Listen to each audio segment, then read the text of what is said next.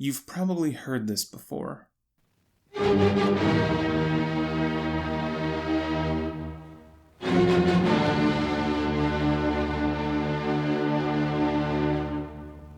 If not this exact recording, maybe you've heard it in another context. Maybe during a movie or a TV show. These notes are from the opening of Symphony No. 5 in C minor by Ludwig van Beethoven, Opus 67, more commonly known as Beethoven's Fifth. On paper, Beethoven's Fifth looks like many other symphonies and follows the symphony form. It is written in 4 movements, with the first movement being an Allegro, the second movement being a slower andante, the third movement being a scherzo, and the last movement being a fast Allegro in the parallel major key. Beethoven began work on the Fifth Symphony in 1804, and by 1808, the composition was ready for its premiere. But Beethoven wasn't working exclusively on the Fifth during these 4 years. He was working on many different compositions, including the Sixth Symphony, which premiered at the same concert as the Fifth.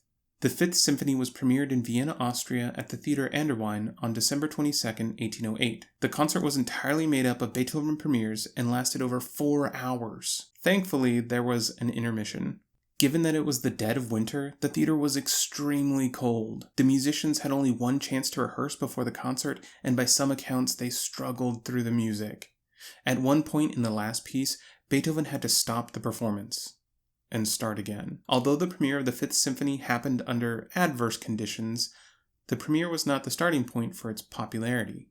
At the time, critics and the public were still celebrating Beethoven's Third Symphony, which had premiered 3 years earlier in 1805. It was not until a year later, when the Fifth Symphony was first printed, that the piece started to gain wider popularity. One critic in particular, ETA Hoffmann, gave the symphony a glowing review. Hoffmann was also a well-known author. He penned the novella The Nutcracker and the Mouse King, which Tchaikovsky based his Nutcracker ballet on. In his review, Hoffmann favorably compares Beethoven to the works of Mozart and Haydn. He goes on to say, Beethoven bears musical romanticism deep within his soul and expresses it in his works with great genius and presence of mind.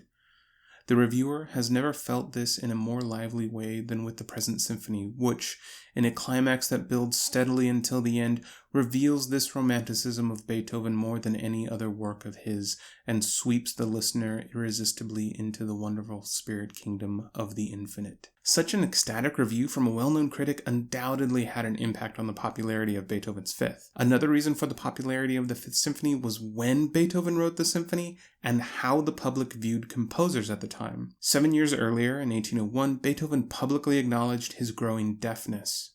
In that same year, in a letter to a childhood friend, Franz Gerhard Bregeler, Beethoven wrote of his increasing hearing loss and said, "I shall seize fate by the throat. It shall certainly never wholly overcome me."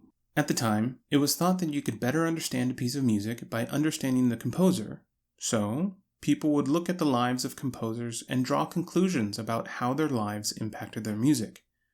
In the case of Beethoven, people saw this period of his career as a capital R romantic struggle against fate. Even though fate had dealt him this blow by taking his hearing, he continued to write music, and write music well. I think one of the reasons for Beethoven's Fifth continued popularity is that it shows up in popular culture and outside of the concert hall over the years.